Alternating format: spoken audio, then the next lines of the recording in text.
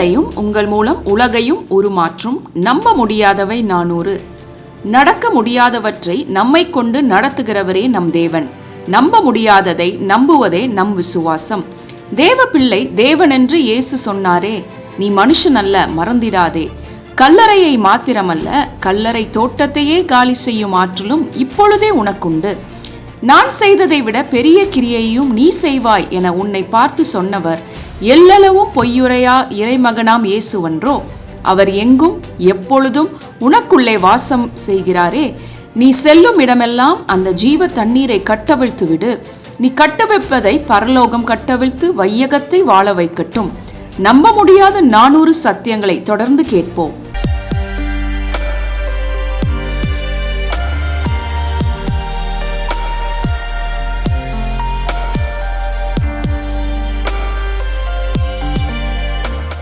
வேத வசனங்களை பெற்றுக்கொண்டுள்ள எனக்கு மிகவும் பிரியமான தேவர்களே, நீங்கள் வையகத்தை வாழ வைக்கும்படியாக தேவனுடைய ஆவியானவர் உங்களை ஆயத்தப்படுத்தி கொண்டு இருக்கிறார் என்று கர்த்தர் சொல்லுகிறார். கர்த்தர் உங்களை உருவாக்கி கொண்டு இருக்கிறார். நீங்கள் உலகத்தை உலுக்குகிறவளாக எழும்பிக் கொண்டிருக்கிறாய். கர்த்தருடைய நாமத்திற்கு மகிமை உண்டாவதாக. 339வது சத்தியம், மதம் எதற்காக ஜெபிக்க விரும்புகிறது? ரைட், மிக முக்கியமான கேள்விக்கு பதில் காண போகிறோம். இன்றைக்கு பாரம்பரிய கிறிஸ்தவர்கள், இன்னும் நான் சொல்கிறேன், பெந்தகோஸ்தே கிறிஸ்தவர்கள், ஊழியர்கள் எதற்காக ஜெபிக்க விரும்புகிறார்கள்? உங்களை எதற்காக அந்த ப்ரெஷர் கொடுக்காங்க? உன் ஜெபம் போதாது, இன்னும் ஜெபம் பண்ணு, இன்னும் ஜெபம் பண்ணு. ஏன் தெரியுமா? ஏற்கனவே எல்லாவற்றையும் பெற்று கொண்டிருக்கிறோம் என்கிற சத்தியத்தை அறியாததுனால பல உதாரணங்களிலிருந்து பார்க்க போகிறோம். ரொம்ப சுவையானதும் ரொம்ப சீரியஸுமான மெசேஜ் என்று கர்த்தர் சொல்லுகிறார். பாருங்கள், சுகத்திற்காக, ரைட், ஒரு வியாதி வந்துட்டு, ஒரு கேன்சர் வந்துட்டு, அல்லது ஒரு சக்கரை வியாதி வந்துட்டு, அல்லது ஒரு இருதய வியாதி வந்துட்டு, சபை என்ன சொல்லுது? மதம் ஜெபம் பண்ணு, உபவாசம் பண்ணு, ரைட். அப்புறம் கடன் பிரச்சனை தீர என்ன செய்ய? ஜெபம் பண்ணு. ஒரு வீடு வாங்கணுமா? ஜெபம் பண்ணு. பணம் இல்லை, ஃபீஸ் கட்டணுமா? ஜெபம் பண்ணு. பாவங்கள் மன்னிக்கப்பட வேண்டுமா? ஜெபம் பண்ணு. திருமணம் செய்ய காலதாமதம் ஆகிறதா? ஜெபம் பண்ணு. குழந்தை பாக்கிய வேணுமா? ஜெபம் பண்ணு. அது எப்படி ஜெபம் பண்ணும்? போராடி ஜெபிக்கணும். அருமையானவர்களே, பாருங்கள், நானும் ரட்சிக்கப்பட்ட 25 ஆண்டுகள் ஒரு மிக முக்கியமான இந்த சத்தியத்தை அறியாததுனால எவ்வளவோ போராடி பார்த்தேன். எங்கே போனாலும் சத்தம் கேட்கு, உன் ஜெபம் போதாது, உன் ஜெபம் போதாது, ஜெபம் போதாது. அந்த பாருங்கள், இந்த சம்மர் லீவில் அந்த தெருக்கள் ஓரத்தில் இருக்கும் பாருங்கள், ரோடு சைடில் ஆள் இருக்கோ இல்லையோ அந்த கரும்பு பிழிகிற மிஷினை மோட்டரில் மாட்டி விட்டுரும். அதான் சத்தம் வரும், அது சுற்றிக்கிட்டே இருக்கும். நான் 25 வருஷம் அந்த மிஷினில் போய் சிக்கிக்கிட்டாங்க. என் ஜெபம் இன்னும் போதாது, என் பரிசுத்தம் இன்னும் போதாது, இன்னும் இன்னும் இன்னும். ஒரே ஒரு சத்தியத்தை அறியாததுனால 25 ஆண்டுகளும் என்னுடைய ஜெபத்திற்கு பதில் கிடைக்கவில்லை. என்னுடைய நோய்கள் பெருகி கொண்டே இருந்தன, என்னுடைய கடன் பெருகி கொண்டே இருந்தது, எங்களுடைய குடும்பத்தில் உரசல்கள் பெருகி கொண்டே இருந்தது. அருமையானவர்களே, என்றைக்கு மிக முக்கியமான சத்தியத்தை அறிந்தேனோ அன்றைக்கே முற்றிலுமான விடுதலை. டே 1ல் முற்றிலுமாக விடுதலை. அருமையானவர்களே, எந்த சத்தியத்தை நான் அறிஞ்சேன் தெரியுமா? நீங்கள் ஏற்கனவே அதை பெற்று கொண்டீர்கள். நீங்கள் எதற்காக தலைகீழே நின்று ஜெபிக்கிறீர்களோ, நீங்கள் எதற்காக உபவாசம் பண்ணி படாத பாடுபடுகிறீர்களோ அவைகளை ஏற்கனவே நீங்கள் பெற்றுக்கொண்டு விட்டீர்கள். அதைத்தான் கொலோசையர் 1:6 எழுதுறாரு பவுல். என்ன எழுதுறாரு? தேவ கிருபையை சத்தியத்தின்படி அறிந்து கொண்ட நாள் முதல், ஃப்ரம் த டே 1. ஐயா, தேவ கிருபையை சத்தியத்தின்படி அறிஞ்சங்க, வியாதி ஓடி போயிட்டுங்க, தரித்திரம் ஓடி போயிட்டுங்க, குடும்ப சண்டை ஓடி போயிட்டுங்க, குழந்தை இல்லாதவர்களுக்கு நான் ஜெபிக்கிறதே இல்லை. மகளே, அடுத்த வருஷம் இதே நாளில் உன் கையில் டேனியல் இருப்பான் என்று சொன்னால் டேனியல் வந்துடுறான். ஏன்? ஏற்கனவே அந்த மலடு என்பது எனது அந்த குழந்தை இல்லாமல் என்பது கிடையாதுங்க. அவர் நல்லோர் மீதும் தீயோர் மீதும் மழையை பெய்ய பண்ணுகிற தேவன். இஸ்ரவேலருடைய சந்ததிகளாகிய நமக்கு மாத்திரமல்ல, தேவனை அறியாத நபர்களுடைய கர்ப்பப்பையிலையும் ஜீவனை நீ பேசினீன்னா ஏற்கனவே அதை பெற்றுக்கொண்டுள்ள அந்த கர்ப்பப்பை என்ன அடைஞ்சிருதுங்க? கர்ப்பம் அடைஞ்சிருது. அருமையானவர்களே, ஒரு மகள் சொல்கிறா, 10 வருஷம் நான் அழுது ஜெபம் பண்ணுறியா, 40 நாள் 10 வருஷம் 10 நேரம் 40 உபவாசம் பண்ணிட்டேன். நீங்கள் ஒரே ஒரு வார்த்தை தான் சொன்னீங்க அங்கிள், நான் இப்போ லேபில் இருந்து பேசுகிறேன், நான் கன்சீவ் ஆகிட்டேன். எதனால் எனக்கு அந்த விசுவாசம் வந்தது தெரியுமா? நான் ஏற்கனவே என்னுடைய ஆவி மனிதனிலே பெற்றுக்கொண்டு விட்டேன். அந்த ஸ்பிரிச்சுவல் ரெல்ம் இருக்கு பாருங்க, it is as real than the physical realm. நம்முடைய கண்களினால் காணுகிற உலகம் எப்படி உண்மையாக இருக்கிறதோ அதை விட உண்மை என்ன தெரியுமா? காணக்கூடாத ரீதியிலே நாம் முற்றிலுமாக பெற்றுக்கொண்டு விட்டோம். இனி பெற்றுக்கொள்ள வேண்டிய அவசியம் இல்லை. அந்த காணக்கூடாத ரீதியில் இருக்கிற அந்த ஆசீர்வாதங்கள், அந்த அற்புத சுகங்கள், அந்த மேன்மைகள், அந்த ப்ரொமோஷன், அந்த குழந்தை பாக்கியம் எல்லாம் மேனிஃபெஸ்ட் ஆகும்னா என்னை போல உன்னை போல ஒருவன் விசுவாசத்தோடு பேசணும், அல்லது விசுவாசத்தில் கை வைக்கணும், அல்லது என்ன செய்யணும்? கோலை நீட்டணும், அல்லது என்ன செய்யணும்? ஒரு கொம்பை வெட்டி போடணும். விசுவாசத்தில் பேசணும், அல்லது விசுவாசத்தில் ஒரு கிரியை செய்ய வேண்டும். ஓகே, இப்போ பாருங்க, சில உதாரணங்கள் சொல்லும் பொழுது உங்கள் மனக்கண்களை குருடாக்கி வச்சிருக்கிற பிசாசானவன் துண்டை காணும் துணியை காணும்னு ஓடிடுவான். சரி, இந்த பிரச்சனை நம்ம தலைமுறையில் ஆரம்பிக்கலைங்க. ஏதேன் தோட்டத்தில் இதே தான் பிரச்சனை. தேவன் என்ன சொன்னார்?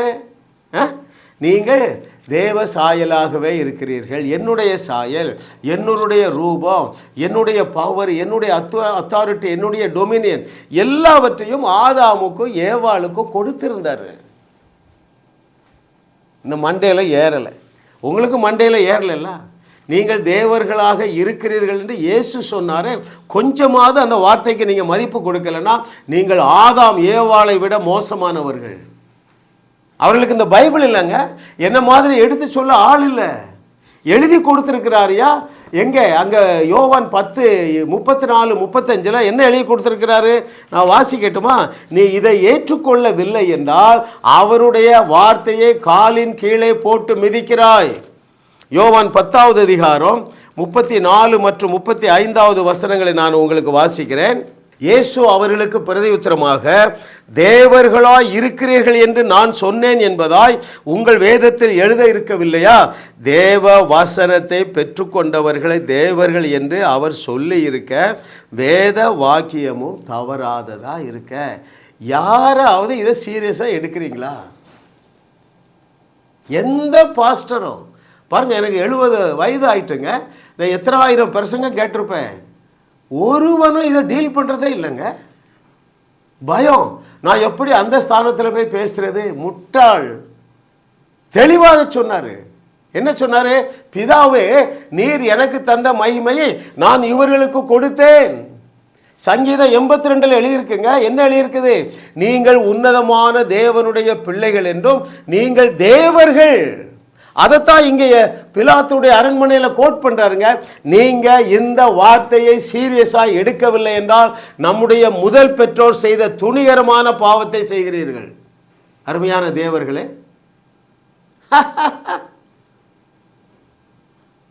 பழைய ஏற்பாட்டில் தான் சொன்னார் தேவர். என்ன சொன்னார்? என் மகிமையை ஒருவருக்கும் கொடுக்க மாட்டேன்னார். அதையே பிடிச்சிருக்கீங்களே, அந்த மரண வசனத்தையே பிடிச்சிருக்கீங்களே. இயேசு சொன்னார, பிதாவே, நீர் எனக்கு தந்த மகிமையை நான் இவர்களுக்கு கொடுத்துட்டேன். ரைட்? 8:30 ரோமர்ல பவுல் பஞ்சு பண்றாரு. எவர்களை முன்குறித்தாரோ அவர்களை அழைத்தும் இருக்கிறார், எவர்களை அழைத்தாரோ அவர்களை நீதிமான்களும் ஆக்கி இருக்கிறார், எவர்களை நீதிமான்கள் ஆக்கினாரோ அவர்களை மகிமைப்படுத்தியும் இருக்கிறார். எந்த ஸ்டேட்டஸில் மகிமைப்படுத்தி இருக்கிறார்? நாமும் தேவர்களாக இருக்கிறோம். 21வது நூற்றாண்டில் தேவர்களாக நீங்களும் நானும் இருக்கிறாங்க. இதை நீங்க புரிஞ்சுக்கிட்டீங்கன்னா இயேசு கிறிஸ்து செய்தவைகளையும் அதைவிட பெரிய அற்புதங்களையும் தண்ணீரை போல செய்ய முடியுமா இல்லையாங்க? ஐயா, நம்ப முடியாத இந்த வசனங்களை நம்புவது தானங்க விசுவாசம். கர்த்தர் உங்களுக்கு ஒரு பிரகாசம் உள்ள மனக்கண்களை தந்துருவா. ஓகே, பாருங்க, அன்னைக்கு இதை தான் பிரச்சனை. ஏதேன் தோட்டத்தில் தேவன் தங்களுக்கு ஏற்கனவே கொடுத்திருந்த ஸ்டேட்டஸை நம்முடைய முதல் பெற்றோர் அறியவில்லை. ரைட். இரண்டாவது பாருங்களேன், அதே பழைய ஏற்பாட்டில் நான் இன்னொரு உதாரணம் எடுக்கிறேன். ஏற்கனவே கானானை கொடுத்துட்டேங்கிறாரு. எப்போ கொடுத்துட்டேங்கிறாரு? பட்டணங்களை உனக்கு ரெடி பண்ணி வச்சுட்டேங்கிறாரு. நீ நிரப்பாத சகல வஸ்துக்களால் நிறைந்த ஃபுல்லி சென்ட்ரலி ஏர் கண்டிஷன் வீடு, ஃபுல்லி ஃபர்னிஷ்ட் ஹவுஸை வச்சுட்டேங்கிறாரு. இல்லை எஸ் ஆண்டவரே, உங்களுக்கு தெரியாது, அங்கே இல்லை. ரைட். 2 பேருக்கு தான் புரிஞ்சுதுங்க. 20 லட்சத்தில் out of 2 million Israelites just 2 had known the truth. பெற்றுக்கொண்டதை பெற்றுக்கொள்ளவே உங்களுக்கு ஒரு புல்பிட்லேருந்து ஒரு ப்ரெஷர் வருது. என்ன ப்ரெஷர் வருது? ஓ ஜபத்தை கூட்டு, ஓ முழங்காலில் ரத்தம் வரட்டும், 40 நாள் உபவாசம் பண்ணு. அது என்ன தெரியுமா? பிசாசுடைய வார்த்தை. அது என்ன செய்ய தெரியுமா? உன்னுடைய விசுவாசமாகிய கப்பலை நொறுக்கி நாசப்படுத்தி உன்னை நடுத்தருவில் உட்கார வச்சது என்ன தெரியுமா? அதுதான் எது? மதம். மதம் என்ன சொல்லுது? ஒரு நாளும் திருப்தி அடையாது. உன் ஜபம் போதாது, உன் முட்டு தேஞ்சது போதாது, உன் பரிசுத்தம் போதாது, நீ பைபிள் வாசித்தது போதாது. இவர்கள் என்ன செய்கிறாங்க? திட்டம் போட்டு விசுவாசமாகிய கப்பலை நாசப்படுத்துகிறார்களா இல்லையா? கொஞ்சம் கவனிங்க. எனக்கு ஒரு ஃபோன் வரும், அடுக்குவாங்க. அடுக்கிற உடனே கேட்டுருவேன், இவருடைய ஜபத்தை பிரசங்கத்தை கேட்குறியா? ஆமையா, உருப்படவே மாட்டா. ஏன்னா உன் விசுவாசம் வளரவே வளராது, வேரோட பிடுங்கியாச்சு. அருமையானவர்களே, பெற்றுக்கொண்டதை பெற்றுக்கொள்ளவில்லை என்று சொல்லுகிறது தான் மதம். எனவே என்ன சொல்லணும்? உன்னுடைய விசுவாசத்தை கூட்டுன்னு சொல்ல மாட்டாங்க, ஜபத்தை கூட்டு. அருமையானவர்களே, ஜபிக்க வேண்டுங்க. ஜபம்னா என்ன தெரியுமா? விசுவாசத்தினால் வருகிற பை ப்ராடக்ட் தான் ஜபம். ஒரு உதாரணம் நான் உன்னை சொல்லும்போது புரியும் பாருங்களேன். தபித்தாளை உயிரோடு எழுப்புவதற்கு ஒரு வார்த்தை சொல்லி ஜபிக்கிறான். யார்? பேதுரு. ரைட். தபித்தாளை எழுந்துருன்னு சொல்கிறதுக்கு முன்னால் ஒரு லைனில் ஜெபம் பண்ணுறான். எதனால அந்த ஜெபம் பண்ணான் தெரியுமா?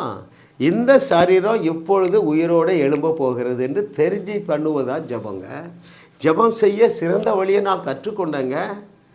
என் ஜெபம்லாம் மணிக்கணக்காக கிடையாது, ஆனால் 24 மணி நேரம் அவரோட கனெக்ஷனில் இருக்கிறேன். நான் அந்த செய்தியை ரெக்கார்ட் பண்ணுற பாருங்க, இது ஒரு ஜெபம் தானே. அவருடைய வார்த்தையோடு தானே இருக்கேன். நம்முடைய தேவன் வார்த்தையாக இருக்கிறாரே, அந்த வார்த்தையை நான் உங்களுக்கு பிரசங்கிக்கும் பொழுது அது ஜெபம். இந்த வார்த்தையை நீங்கள் கேட்பது ஜெபம். Better way to pray. அருமையானவர்களே, அல்லேலூயா. பாருங்க, இந்த 99.99% 20 லட்சத்தில் 19,99,998 பேரும் தேவன் எங்களுக்கு ஏற்கனவே வச்சிருக்கிறார் என்கிறத அறியலை. அறிஞ்சிருந்தால் நீங்கள் கரெக்டாக ஜெபம் பண்ணுவீங்க. கிருபை சில சாட்சி சொல்கிறேன் பாருங்க. எந்த இடத்துல நான் ஜெபிக்கிறதே இல்லைங்க, இயேசுவை தான் பின்பற்றுறேன். எந்த வியாதியின் மத்தியிலும், எந்த கடன்காரங்க மத்தியிலும், எங்கே ஒருத்தர் சிறையில் இருக்கா, சிறைச்சாலையில் இருக்காருங்க. கிரிமினல் கேஸா என்ன கேஸ்லாம் எனக்கு தெரியாது. 3 நாளில் வெளியே வந்துடுவார். நான் ஜெபம் பண்ணுறேன். அதங்க ஜெபம். லாசருவே வெளியே வா என்பது ஒரு ஜெபம். இறையாதே அமைதலாயிரு என்பது ஒரு ஜெபம். நீங்கள் ஏற்கனவே பெற்றுக்கொண்டு விட்டீர்கள் என்பது வேதம், நீங்கள் ஒன்றையும் பெறவில்லை என்பது மதம். ஹல்லேலூயா. கர்த்தர் நல்லவர், நல்லவர், நல்லவர், நல்லவர், நல்லவர், நல்லவர். சரி, நீங்கள் ஒன்று என்ன செஞ்சுறீங்க? நாங்களாம் ரொம்ப பெஸ்ட்டு. நம்ம முதல் பெற்றோர் ஏவாள் செஞ்ச பாவத்தை நாங்கள் செய்ய மாட்டோம். ரைட். வனாந்திரத்தில் மாண்டு போனார்களே 99.99% அந்த பாவத்தை நான் செய்ய மாட்டேன்னு சொல்லிங்களா? நான் இப்போ சில வசனத்தை எடுத்து காட்டுறேன். நீ இதை ஏற்றுக்கொள்ளவில்லை என்றால் நீ அவர்களோட மோசம். ஏன்னா அவர்களுக்கு ரிட்டர்ன் ஸ்கிரிப்சர் இல்லைங்க. உனக்கு ஸ்கிரிப்சர் இருக்குது, வேதம் இருக்குது, வா மொழியில் இருக்க. நீ ஹிந்தி பேசுகிறவனா ஹிந்தியில் இருக்க, தமிழ் பேசுகிறவனா தமிழில் இருக்க, ஆங்கிலம் பேசுகிறியா ஆங்கிலத்தில் இருக்க. அவர்களுக்கு அதெல்லாம் இல்லையே. அவர்களை மன்னிக்கலாங்க, உன்னையும் என்னை மன்னிக்கவே முடியாது. ஏன்? அவர் என்ன சொல்கிறாரு? நீங்கள் என்னைக்கு மறுபடி பிறந்தீர்களோ அன்றைக்கே புது சிருஷ்டியாக இருக்கீங்க, பழையவைகள் எல்லாம் ஒழிஞ்சிட்டு எல்லாம் புதுசாயிட்டுங்கிறாரு. எதையாவது நீ நம்புறியா? இன்னும் அவர் என்ன சொல்கிறாரு? ரோமர் முழுவதும் எழுதியிருக்குங்க பைபிளில், நீங்கள் விசுவாசத்தினாலே நீங்கள் நீதிமான்கள் ஆக்கப்பட்டு இருக்கிறீர்கள். யாராவது நம்புறீங்களா? ஐயோ ஏவாள்களே, அப்படிதான் நான் சொல்லணும். என்னுடைய மனைவி பிரசவ காலத்தில் ஏவாள் மேலே வருத்தப்பட்டாங்க. இந்த ஏவாள் செஞ்ச பாவத்தில் தானே எனக்கு கர்ப்ப வேதனை, நீயும் அந்த ஏவாள் செய்ததோட பெரிய பாவம்லாம் செய்கிறா. நீ நீதிமான் ஆக்கப்பட்டு இருக்கிறாய். ரோமர் 5:1, ரோமர் 8:9, ரோமர் 10:2-3-4 நீ பரிசுத்தமாக்கப்பட்டு இருக்கிறாய். எபிரேயர் 10:10 நீ பரிபூர்ணமாக்கப்பட்டு இருக்கிறாய். எபிரேயர் 10:14, கொலோசேயர் 2:10. இந்த வார்த்தைக்கு மதிப்பே கிடையாது. Hallelujah. Oh thank you master for your goodness. எதுக்குயா இயேசு கிறிஸ்து தரித்திரரானார்? நம்மேல் இருந்த அந்த தரித்திரத்தை தூக்கி அவர் மேல் வைத்து விட்டு அவர் மேல் இருந்த ஐஸ்வர்யத்தை தூக்கி நம்ம மேலே வச்சதுனால அவர் தரித்திரரானார். இப்போ உனக்கு தரித்திரம் கிடையாது. அருமையான தேவர்களே, நாம் ஏற்கனவே பெற்றுக்கொண்டுள்ளதை பெற்றுக்கொள்ளாதது போல காண்பிப்பது தான் மதம். ரைட்? பாருங்கள், ஒரு வசனம் வாசிக்கிறேன். அங்கே 2 கொரிந்தியர் 8:9 நம்முடைய கர்த்தராகிய இயேசு கிறிஸ்துவின் கிருபையை அறிந்திருக்கிறீர்களே, அவர் ஐஸ்வர்யம் உள்ளவராயிருந்தோம் நீங்கள் அவருடைய தரித்திரத்தினாலே ஐஸ்வர்யவன்கள் ஆகும்படிக்கு உங்கள் நிமித்தம் தரித்திரரானாரே. அவர் வேற எதற்காகவும் சிலுவையிலே தரித்திரர் ஆகவில்லை. அருமையானவர்களே, உங்களை ஐஸ்வர்யவன்களாக ஆபிரகாமுடைய ஆசீர்வாதங்களினால் உங்களை அலங்கரிக்க அவர் தரித்திரரானார். அப்போ இது 2000 ஆண்டுகளுக்கு முன்பதாகவே நிறைவேறிவிட்டன. இப்போ என்ன பிரச்சனை? நாம் என்ன ஜெபம் பண்ணுறோம்? ஐஸ்வர்யத்தை தாங்க தாங்கன்னு சொல்கிறோம். ஆனால் வேதம் சொல்லுகிறது நான் கொடுத்துட்டேங்கிறார். ஏவாளும் அறியலை. எதை அறியவில்லை? ஏற்கனவே அவர்கள் தேவனுடைய சாயலிலே தான் இருந்தார்கள். ஏவாளும் அறியவில்லை. இஸ்ரவேலர்கள் அறியவில்லை. எதை அறியவில்லை? பாலும் தேனும் ஓடுகிற நலமும் விசாலமுமான தேசத்தை அவர் ஏற்கனவே எங்களுக்கு ஆயத்தப்படுத்தி வைத்து விட்டார். ஏற்றுக்கொள்ளலை. இன்றைக்கு கிறிஸ்தவமும் சிலுவையிலே என்னென்ன நடந்திருக்கிறது என்பதை ஏற்றுக்கொள்ளுவதில்லை.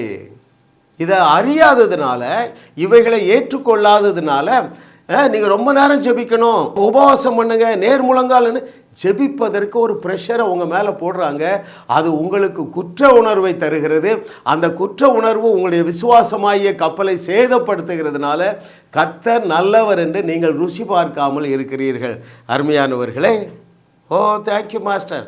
இதை குறித்து பாருங்கள், இன்னும் நமக்கு என்ன வேணும்? சுகம் வேணும். ரைட்? வியாதி இல்லாத வாழ்க்கை வேணும். இதற்காக இயேசு கிறிஸ்து ஏற்கனவே என்ன செய்து வைத்திருக்கிறாரு? சிலுவையிலே ஒரு பூரணமான சுகத்தை நமக்கு சம்பாதித்து வைத்திருக்கிறார். அவருடைய தழும்புகளால் குணமானீர்கள். ரைட்? ஆனால் நம்ம என்ன ஜெபம் பண்ணுறோம்? ஆண்டவரே எனக்கு இந்த வியாதியை நீக்கிங்க. எத்தனை வருஷம் ஜெபம் பண்ணுறீங்க? 1 வருஷம் ஜெபம் பண்ணுறீங்க, வியாதி போகலை. உன்னை ஜெபத்தை கூட்டுகிறீங்க, வியாதி போகலை. 40 வருஷம் 50 வருஷம் கேன்சர் வியாதியோடு வாழ்ந்து சாகுறீங்க. இதற்காகவே அவர் தழும்புகள் பெற்றார். உங்களுக்கு என்ன தெரியலன்னு நான் வாசிக்கட்டுமா? அருமையான சகோதர சகோதரனியே, நீ உனக்கு வேண்டிய அந்த சுகத்தை, அந்த ஆரோக்கியத்தை தேவன் சிலுவையிலே சம்பாதித்து ஏற்கனவே வைத்து விட்டார் என்கிற நாலேஜ் இல்லை. இதை குறித்து யோவான் என்ன சொல்லுகிறான் பாருங்கள். அங்கே 1 யோவான் 5:15 வசனம் முக்கியமான வசனம். The book of 1 John chapter 1 verse chapter 5 verse 15 I shall read for you. நாம் எதை கேட்டாலும் அவர் நமக்கு செவி கொடுக்கிறார் என்று நாம் அறிந்திருந்தோமானால் அவரிடத்தில் நாம் கேட்டவைகளை பெற்று கொண்டோம் என்றும் அறிந்திருக்கிறோம். எங்க பிரச்சனை இருக்குன்னா நாலேஜில் தான் பிரச்சனை. நீங்கள் கேட்டுக்கொள்வதற்கு முன்பதாகவே அந்த ஆவிக்குரிய உலகத்தில் சுகம் ஆயத்தமாக இருக்கு என்கிற நாலேஜ் இல்லை. இதுதான் இயேசு சொல்றாரு. என்ன சொல்லுகிறாரு? சத்தியத்தையும் அறிவீர்கள், சத்தியம் உங்களை விடுதலையாக்கும். இப்போ நான் என்ன ஜெபம் பண்ணுறேன் தெரியுமா? அன்னைக்கு ஒருத்தர் வாராரு, ஒரு ஒரு ப்ரேயர் மீட்டிங்கில் அவருக்கு கொழுப்பு கட்டி இடுப்பில் அந்த ஷர்ட்டை தூக்கி காட்டினார். ஒரே வார்த்தை தான் பேசினேன், இயேசுவின் நாமத்தில் இப்பொழுதே இந்த கட்டி மறைவதாக. பேசுகிற உடனே கீழே விழுந்தார். ஒரு நிமிஷத்தில் எழும்புறார், ஐயா அந்த கட்டியை காணோம், 2 வருஷமாக நான் டாக்டர்கிட்ட போனேன். அருமையானவர்களே, நீங்கள் ஏற்கனவே சுகத்தை பெற்று கொண்டிருக்கிறீர்கள் என்கிற வசனத்தை நீங்கள் ஏற்றுக்கொள்ளுவீர்கள் என்றால் இப்படி தான் பேசுவீங்க. இப்படி தான் இயேசு பேசினாரு, இப்படி தான் பேதுரு பேசினாரு, இப்படி தான் பவுல் பேசினாரு, இப்படி தான் எலியா பேசினாருப்பா. நீங்கள் ஏற்கனவே பெற்றுக்கொண்டிருக்கிறீர்கள் என்கிற சத்தியத்தை நீங்கள் அறிந்திருப்பீர்கள் என்றால் அந்த ப்ரெஷருக்குள்ளே போக மாட்டீங்க. எந்த ப்ரெஷரு? என் ஜெபத்தை கூட்டணும், என் முழங்கால தேய்க்கணும், என் உபவாசம் பத்தாது, என் பரிசுத்தம் பத்தாது. அருமையானவர்களே, குற்ற உணர்வை கொடுப்பவர்களுக்கு இயேசு கிறிஸ்து என்ன பேர் கொடுத்தார் தெரியுமா? குருடருக்கு வழிகாட்டுகிற குருடர்களே. ஏன்? அவங்க விசுவாசமாகிய கப்பலை நாசப்படுத்துகிறவர்கள். பவுல் என்ன பேர் கொடுத்தான்? வேத புரட்டர்கள். ஏன்? விசுவாசமாகிய கப்பலை நாசப்படுத்துகிறார்கள். நான் என்ன பேர் கொடுக்கிறது தெரியுமா? விசுவாசமாகிய கப்பலை சேதப்படுத்துகிறவர்கள் யார் தெரியுமா? பிசாசுக்கு ஏஜென்ட்டுகள்ங்க. அருமையானவர்களே, தேவனை பிரியப்படுத்துவது உங்கள் முழங்கால் இல்லைங்க, உங்கள் விசுவாசம் மாத்திரம்தான் தேவனை பிரியப்படுத்தும். அந்த முழங்கால், ஜபம், உபவாசம் எல்லாம் பை ப்ராடக்ட். நீங்கள் தேவனை, சத்தியத்தை, தேவனை சரியாக அறிந்து கொள்ளுவீர்கள் என்றால் விசுவாசிப்பீர்கள். அப்பொழுது உங்கள் ஜபத்துக்கு பதில் கிடைக்கும். எப்போ? ஜெபிக்க முன்னாலே கிடைச்சிருங்க. நீடுன்னு ஒன்று இருக்காதுங்க. அதான் கிறிஸ்தவ வாழ்க்கை. அருமையானவர்களே, தேவை என்று ஒன்று இருக்கவே இருக்காது. ரைட்? ஏனென்றால் யுத்தம் முடிஞ்சிட்டு. The war is over. Hallelujah. பாருங்க, இந்த புக்கை நான் ஒரு 6 வருஷத்துக்கு முன்னால் படித்தேங்க. The war is over. ஒரு 5 நேரம் படிச்சுட்டேங்க. எல்லாத்தையும் செய்து முடிச்சிட்டார் என்பதை என் மனசு ஏற்றுக்கொண்டு விட்டது. அருமையானவர்களே, ஒரு வியாதி இல்லைங்க, ஒரு குழப்பம் இல்லை, ஒரு பயம் இல்லை, ஒரு ஆக்சிடென்ட் இல்லை, ஒரு நன்மையும் குறைவுபடாத வாழ்க்கை. எதில் சொல்லியிருக்கு? அங்கே சங்கீதம் 34:10 எழுதுறாரு பாருங்க, கர்த்தரை தேடுகிறவர்களுக்கோ ஒரு நன்மையும் குறைபடாத வாழ்க்கை.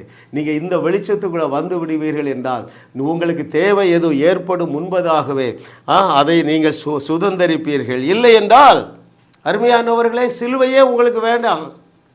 சிலுவையே வேண்டியதில்லை. நானே முயற்சி பண்ணி என்ன செய்கிறேன்? என் கடனை அடைச்சிடுறேன். நானே முயற்சி பண்ணி சுகத்தை பெற்றுக்கொள்ளுகிறேன். ஆண்டவர் உங்கள் கையை பிடிச்சி இழுக்கிறது இல்லை. ரைட்? பாருங்கள், மரண மரத்தின் கனியை புசிக்க ஏவாள் கையை தூக்குகிறார். தேவன் தடை செய்யலை. பாருங்கள், நீங்களும் தவறான பிரசங்கத்தை கேட்டு பரிதாபமான வாழ்க்கை வாழுவதை நீங்கள் சூஸ் பண்ணுவீர்கள் என்றால் தேவன் உங்கள் கரத்தை பிடிக்கிறது அல்ல, அவர் தடை செய்ய மாட்டார். ஏனென்றால் ஹிஸ் வேஸ் ஆர் ஆல்வேஸ் என்ன பெஸ்ட்டு. அது என்ன பெஸ்ட்டு? உங்கள் சாய்ஸுக்கு விட்டுறார். இன்னும் எதை வேண்டுமானாலும் தெரிந்து கொள்ளலாம். மரண மரத்தின் கனியையும் புசிக்கலாம், ஜீவ மரத்தின் கனியையும் புசிக்கலாம். மரண மரம் என்றால் என்ன? பழைய ஏற்பாட்டை சொல்லியிருக்கு. தேவன் ஆபிரகாமை சோதித்தார், அவனால என்னையும் சோதிப்பார், வச்சுக்கன்றாரு. யாக்கோபு சொல்றாரு, அவர் ஒருவரையும் தீங்கினால் சோதிக்கிறவர் அல்ல. அதை நான் பிடிச்சிட்டப்பா, எனக்கு சோதனையே வரலப்பா, வேதனையே இல்லை, ஒரே குதூகலம், ஒரே கொண்டாட்டம். டியர்லி பிலவட், அப்படிப்பட்ட ஒரு மேலான வாழ்க்கை வாழும்படியாக இந்த ஜாஸ் மினிஸ்ட்ரிஸ் மூலமாக வழங்கப்படுகிற செய்திகளை கேளுங்க. கர்த்தர் நல்லவர் என்று ருசி பார்ப்பீர்கள். ஹல்லேலூயா. மரித்தோரை உயிரோடு எழுப்பும்படியாக ஒவ்வொரு தேவ பிள்ளைக்கும் தேவன் கட்டளையிட்டிருக்கிறார். எலிசாவுடைய கோலிலே வல்லமை இருந்தது. பேதுருடைய வார்த்தை தபித்தாலே எழுந்திரு என்று சொன்ன பொழுது அதிலே வல்லமை இருந்தது. இங்கே நாம் இயேசு கிறிஸ்துவுடைய நாமத்தை பயன்படுத்தியிருக்கிறோம். அந்த நாமத்தில் எல்லா ஆற்றலை விட பெரிய ஆற்றல் இருக்கிறது. எனவே இந்த பேஜை நீங்கள் சில பிரிண்ட் அவுட் போட்டு வைத்து கொடுங்க. ஒரு 5-10 பிரிண்ட் அவுட் போட்டு வைத்து கொள்ளுங்கள். உங்களுக்கு தெரிந்தவர்கள் யாராவது மரித்து போனால் அந்த ஒரு காப்பி பிரிண்ட் அவுட்டை அந்த சரீரத்தின் மேலே வைத்து பேசுங்க. இயேசுவின் நாமத்தில் எழுந்திரு என்று சொல்லி நீங்கள் கட்டளையிடுங்கள். சுப்பிரமணியன் எழுந்திரு, எஸ்தர் எழுந்திரு, இயேசுவின் நாமத்தில் எழுந்திரு என்று சொல்லி நீங்கள் கட்டளையிடுங்கள். அப்பொழுது அந்த சரீரத்துக்குள்ளாக ஒரு ஜீவன் பாய்ந்து செல்லும். அந்த ஜீவன் இயேசு கிறிஸ்துவுடைய நாமத்தில் உள்ள அந்த ஜீவன் அந்த சரீரத்தை உயிரோடு எழுப்பும். நீங்களும் மரித்தோரே எழுப்புகிற அந்த கூட்டத்தில் இணைந்து கொள்ளுங்கள். தேவனுடைய நாமம் உங்கள் மூலமாக மகிமைப்படும் என்று கர்த்தர் சொல்லுகிறார். ஆமென்.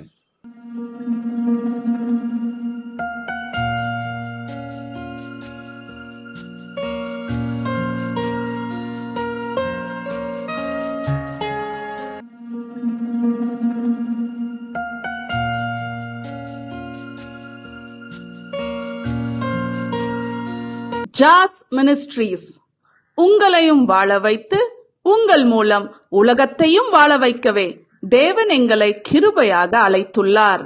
ஜாஸ் ministries kings and queens assembly வாரந்தோறும் சென்னை முகப்பேரில் நடைபெறும் ஞாயிறு ஆராதனைக்கு அன்புடன் அழைக்கிறோம். சத்தியத்தை சரியாக அறிந்து வெற்றி வாழ்க்கை வாழ்வீர்கள். சென்னையில் உள்ள உங்கள் நண்பர்கள் உறவினர்களையும் 3 மாதங்கள் அனுப்புங்கள்.